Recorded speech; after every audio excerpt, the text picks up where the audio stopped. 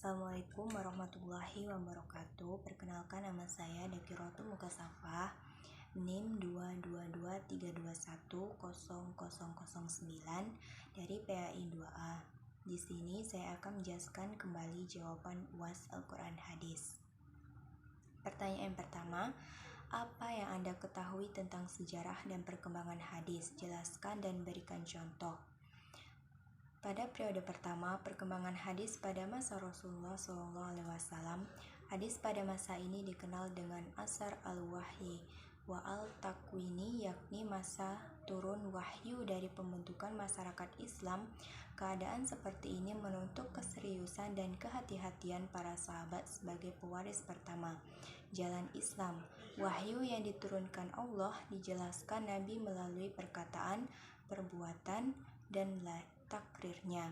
Hadis yang disampaikan Nabi kepada para sahabat melalui beberapa cara. Menurut Muhammad Mustafa Az-Zami, ada 3 cara, yaitu yang pertama, menyampaikan hadis dengan kata-kata. Yang kedua, menyampaikan hadis melalui media tertulis atau Nabi mendiktekan kepada sahabat yang pandai menulis. Ketiga, menyampaikan hadis dengan mempraktekkan secara langsung di depan para sahabat. Pada periode kedua, perkembangan hadis pada masa Khulafaur Rasyidin. Pada masa ini lebih dikenal dengan masa taklid al-riwayah. Para sahabat tidak meriwayatkan hadis kecuali dengan saksi dan bersumpah bahwa hadis yang ia riwayatkan benar-benar dari Rasulullah SAW. Yang ketiga, masa sahabat kecil dan tabi'in. Pada masa ini sudah mulai banyak pemalsuan hadis. Pemalsuan hadis yang dimulai sejak masa Ali bin Abi Thalib terus berlanjut dan semakin banyak, tidak menyangkut urusan politik tetapi masalah lain. Periode keempat, perkembangan hadis pada abad 2 dan ketiga Hijriyah. Periode ini disebut Asr al-Kitabah wal Tadwin, masa penulisan dan pembukuan yang diselenggarakan atas inisiatif pemerintah. Yang kelima, masa mentasihkan hadis dan penyusunan kepada kaidah-kaidahnya. Masa ini disebut Asar al-Syah wa al-Jami wa al-Tahrij wa al-Fah, masa penyerahan, pengumpulan, pentahrijan, dan pembahasan.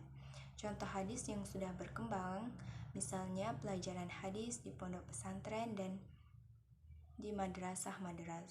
Terus ada juga jurusan Al-Quran Hadis di perguruan tinggi.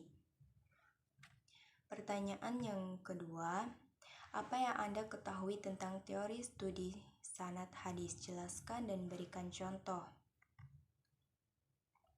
Secara etimologi, sanad berarti bagian dari bumi yang menonjol, sesuatu yang berada di hadapan dan yang jauh dari kaki bukit ketika Anda memanjatnya.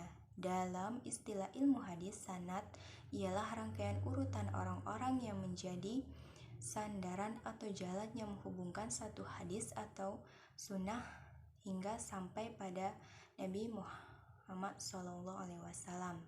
Jenis-jenis sanad, yang pertama sanad ijarah, yang kedua sanad fikrah atau sanad pemikiran, yang ketiga sanad tarbiyah atau disebut juga suhbah.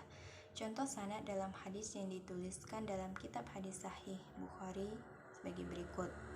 Contohnya, Umar bin Khattab telah menceritakan hadis padaku. Imam Bukhari, ia berkata, Allah menceritakan hadis padaku Umar bin Khalid dari Yazid dari Abu Al-Khair dari Abdullah bin Amr radhiyallahu anhuma.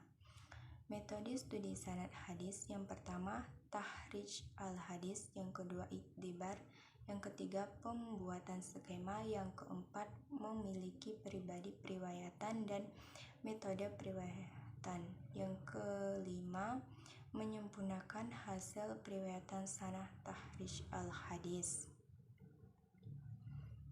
Pertanyaan yang ketiga, apa yang Anda ketahui tentang teori matan hadis? Jelaskan dan berikan contoh.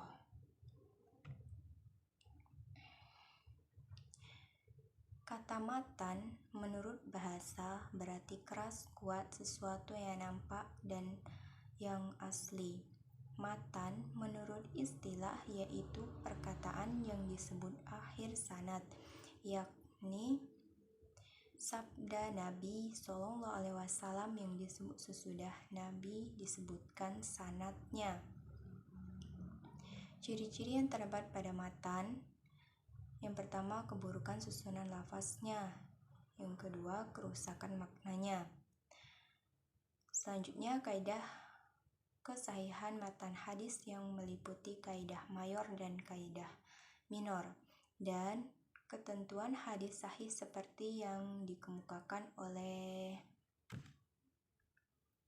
dan al-salih, maka tampak adanya unsur sanad dan matan hadis di dalamnya, sebab suatu hadis dikatakan sahih manakala sahih dari segi sanad dan matan. Unsur kaidah kesahihan matan hadis dalam ketentuan dimaksud adalah terhindar dari suyud dan uus. Contoh matan: ridho Allah ada pada ridho kedua orang tua, dan kemurkaan Allah ada pada kemurkaan orang tua. Itulah tadi penjelasan dari saya. Assalamualaikum warahmatullahi wabarakatuh.